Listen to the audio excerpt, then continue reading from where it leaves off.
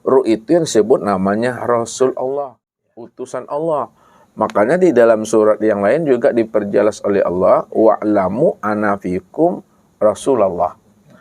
Ya, ketahuilah olehmu bahwa di dalam dirimu itu ada Rasul Allah. Jadi Rasul Allah yang dimaksudkan Allah di dalam dua ayat tadi itu adalah ruh. Ruh itu yang katakan Rasulullah utusan Allah. Kalaulah ruh itu adalah Rasul Allah, utusan Allah, lalu siapa rahasia ruh itu sebenarnya?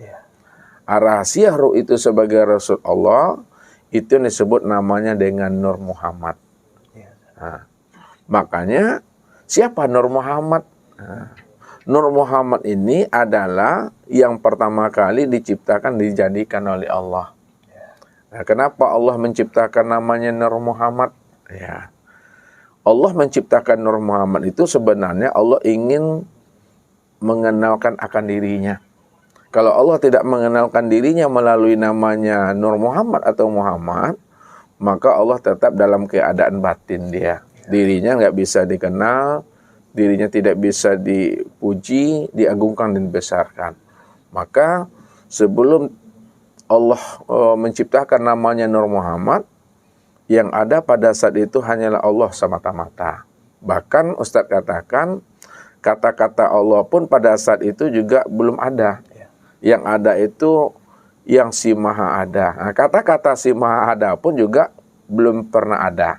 Kenapa belum pernah ada? Karena yang ada semata-mata itu hanya dirinya sendiri. Alam belum ada, nur belum ada, dia hanya sendiri. Disitulah dikatakan di dalam Al-Quran surah Al-Insan itu selalu Ustadz utarakan, hal ata alal insan hinu minad dahri lam yakun syai'an mazkura. Telah datang kepada manusia satu waktu dari masa yang tidak pernah bisa disebut. Tidak bisa disebut itu artinya karena belum ada yang wujud, belum ada yang ada. Belum ada selain daripada dirinya Allah tadi itu. Ya, baru dikatakan bisa disebut, ya, itu setelah ada namanya nur, telah ada namanya ruang, telah ada namanya masa, waktu, baru bisa disebut di situ. Jadi kalau tidak bisa disebut, siapa yang ada pada saat itu? Yang ada pada saat itu hanya zat semata-mata. Ini yang disebut namanya dalam kajian tauhid, namanya zatul mutlak, atau disebut namanya zatul bihal, atau zatul bahdi, atau wujud muhit, atau sebutannya hu. Itu semuanya adalah istilah untuk menunjukkan keadaan dirinya cuma yang ada pada saat itu yang dikatakan qiyamu binafsihi. Makanya sebelum Allah mentajalikan ya sesuatu daripada dirinya, Allah itu memiliki namanya alam nazar. Alam nazar itu yang dikatakan namanya alam imajinasi Tuhan, alam pikir Allah. Nah, apa kata Allah di dalam alam pikirnya ingin menciptakan sesuatu daripada dirinya supaya dia bisa dipuji, diagungkan, ya, sehingga ada yang menyembah dan ada pula yang disembah, ada yang dipuji dan ada pula yang memuji. Maka ketika itu Allah mengatakan di dalam kalam batinnya, di dalam imajinasinya atau alam nazarnya namanya, kata Allah itu kuntu kanzan mahfian wa ahbabtu an wa'rafah wa khalaqtul khalqa li'arifani. Aku ini adalah perbendaharaan yang tersembunyi, ya. Wa ahbabtu an wa'rafah. Nah, lalu aku ingin dikenal, ya.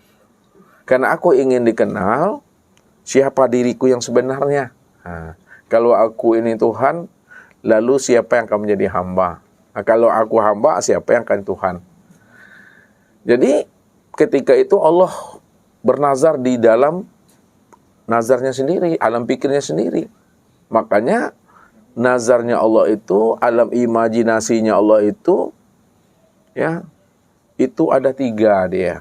Yang pertama disebut namanya alam azali. Nah, alam azali itu ini diturunkan Allah atau terbit daripada alam raf-raf namanya.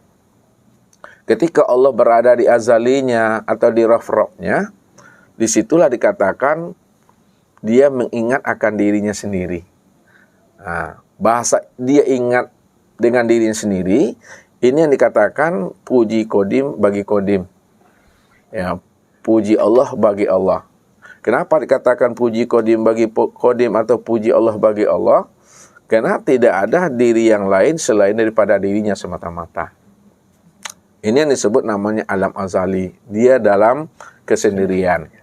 Dia yang dikatakan namanya Ahmad, dia pula yang disebut namanya dengan Muhammad. Tak ada dirinya situ. Ya, yang lainnya, melainkan hanya dirinya semata-mata. Ini disebut namanya alam azali. Nah, dari alam azali ini turun kepada alam suluhul qadim namanya. Suluhul qadim itu ini yang disebut namanya menimbang. Nah, menimbang itu kalaulah aku ciptakan sesuatu daripada diriku, ya, nanti dia pula yang mengatakan dirinya Tuhan. Ya, mengaku pula dirinya nanti Allah. Tapi kalau tidak aku ciptakan sesuatu daripada diriku, tidak ada pula yang memuji akan diriku.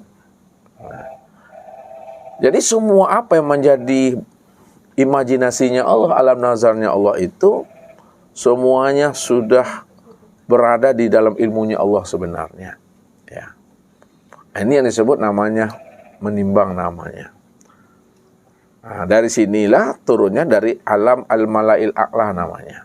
Nah, kemudian yang ketiga, alam nazarullah itu, ini disebut namanya alam tanzizi qadim. Nah, tanzizi qadim ini yang diturunkan Allah namanya di alam Baitul Ma'mur. Nah, ini namanya memutuskan, ya, mengingat, menimbang, dan memutuskan. Nah, memutuskan itu, apakah dia nanti mengaku Tuhan atau tidak, apakah dia durhaka nanti atau tidak, semuanya ini adalah ceritaku. Semuanya ada di dalam imajinasi aku, kata Allah. Aku yang Tuhan. Sebenarnya Allah berimajinasi seperti itu, ya.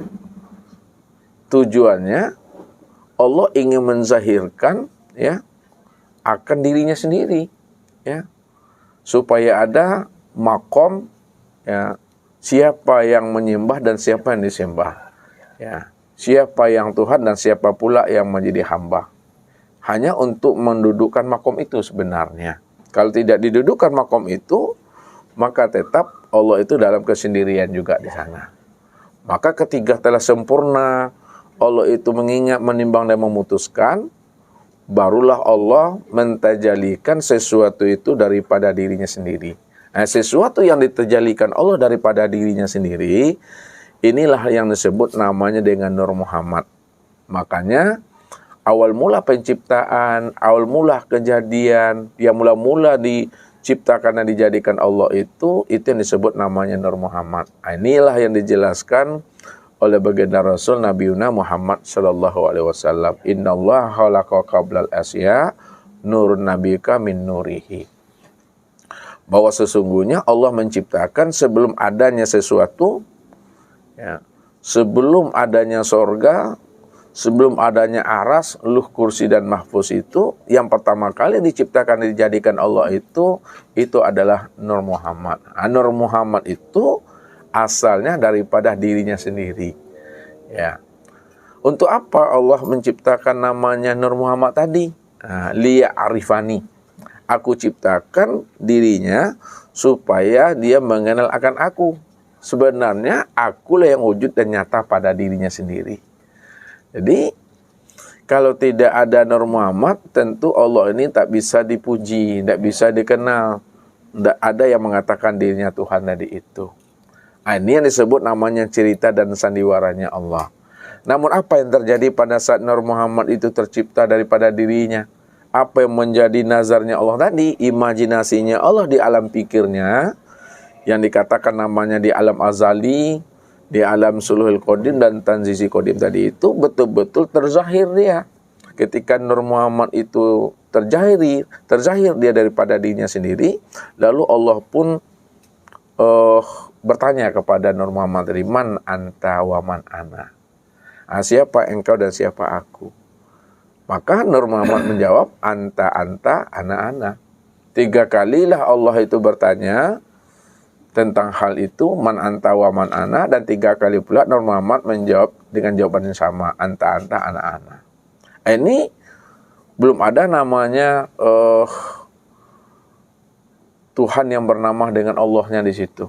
Saat belum. Masih kosong juga, Ustaz ya. Masih di alam pikir dia berarti, Ustaz ya. Nah, udah jahir. Udah jahir, tapi udah belum ada nama lagi. Belum ada namanya.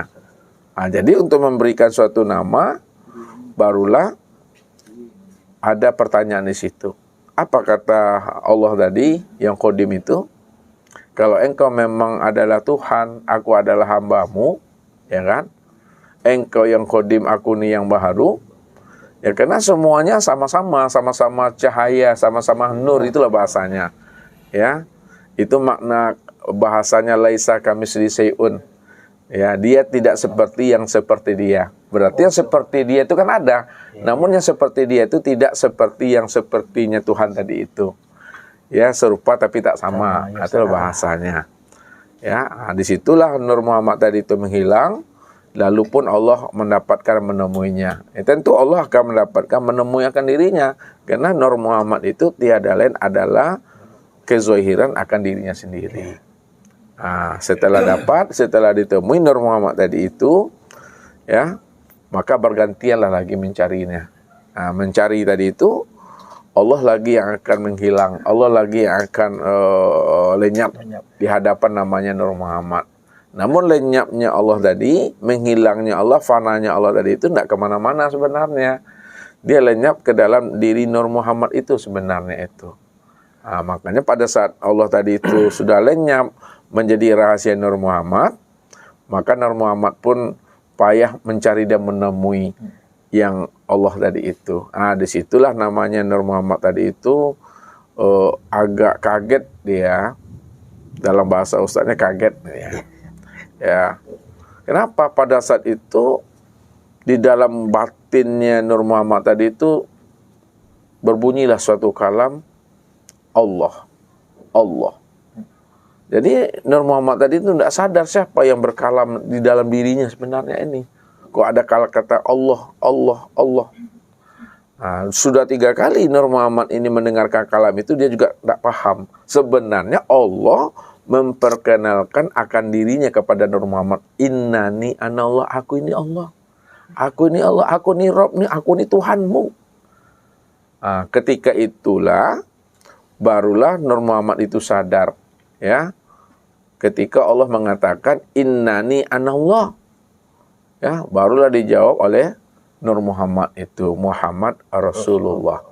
Maka ketika itu Allah telah memperkenalkan dirinya kepada Nur Muhammad bahwa sesungguhnya namaku ini adalah Allah, aku ini Tuhan. Nah, disitulah Allah itu bernama dia. Dengan namanya Allah. Jadi nama Allah itu bukan nama yang diberi oleh makhluk, oleh Nur Muhammad. Tapi Allah lah yang memperkenalkan dirinya bahwa namaku ini adalah Allah. Nah, ini yang dikatakan Allah melihat dirinya di luar dirinya. Allah memperkenalkan dirinya di luar dirinya. Yang di luar dirinya tadi itu yang disebut namanya dengan Nur Muhammad itu. Sedikit saya tanyakan, apakah saat itu ketika dia memperkenalkan dirinya, apakah Allah itu masih di alam Qadim atau sudah menzer di alam baharu gitu, Ustaz? Ketika dia memperkenalkan pada diri pada Nur Muhammad, Ustaz. Ya. Dia telah zohir namun dalam keadaan batin. Yang namanya alam semesta, ya, itu belum ada, belum zahir lagi. Ya, yang zahir itu hanya nur baru di situ. Nah, namun setelah Tuhan itu bernama dengan nama Allah tadi, ya, barulah terciptalah namanya sekalian alam ini. Terciptalah namanya sekalian ruh itu. Jadi alam ini tercipta setelah Allah memperkenalkan dirinya kepada Nur Muhammad itu sebenarnya. Artinya saat itu Allah itu sendiri mengucap kun fayakun, seperti itu, Ustaz. Allah itu kalau menjadikan sesuatu tidak pernah mengatakan kun fayakun, karena kalam Allah itu tidak berhuruf dan tidak bersuara. Namun di dalam Al-Quran memang dikatakan apabila Allah itu berkehendak menjadikan sesuatu, innama amruhu iza arrasai'an ayyakula lahu kun fayakun. Sebenarnya kalam Allah itu dalam menjadikan sesuatu itu bukan seperti itu, kun, jadi tidak. Itu hanyalah sesuatu untuk memberikan pemahaman kepada kita bahwa Allah itu kalau dia berkehendak cukup mengatakan jadi maka terjadilah dia. Namun kehendak Allah itu tidak bersuara dan tidak berhuruf. Itu yang disebut namanya apa yang menjadi keinginan dan kehendak Allah tadi itu udah makna kun sebenarnya. Itu makna kun itu sebenarnya. Jadi tidak kata-kata kun itu maksudnya yang menjadi pemahamannya. Ketika Pak Jul mau minum kopi lah maksudnya nih ya. Kehendak. Nah, kehendak mau minum kopi itu dah kun maknanya tuh. Artinya niat sama kehendak gimana tuh Ustaz? Sama. Kalau niat itu udah dijazamkan.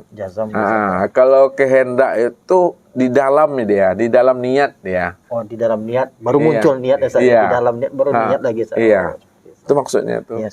Jadi kehendak itulah yang dikatakan maknanya kun itu. Kapan Allah itu menciptakan nur itu dan apa yang tercipta pertamanya dari nur itu? Apakah bumi dulu ataukah Nur Muhammad itu menjadi bumi dan menjadi segalian alam ini? Kan penjelasan.